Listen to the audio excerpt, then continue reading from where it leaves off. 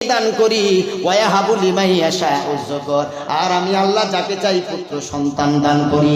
আউযুবিজুহুম যুকরানা ওয়া ইনাসা, আবার আমি আল্লাহ যাকে চাই ডবল দান করি। সুবহানাল্লাহ পড়েন, এত আস্তে জোরে বলেন না সুবহানাল্লাহ। নারায়ে তাকবীর, নারায়ে তাকবীর। ডবল অনেক হয়েছে না হয়নি বলেন? হ্যাঁ, আমেরিকায় আজ 8-9 বছর আগের কথা বলছি, এক মায়ের পেটে 7টা সন্তান ছিল, সবগুলো জীবিত। জোরে বলেন না সুবহানাল্লাহ।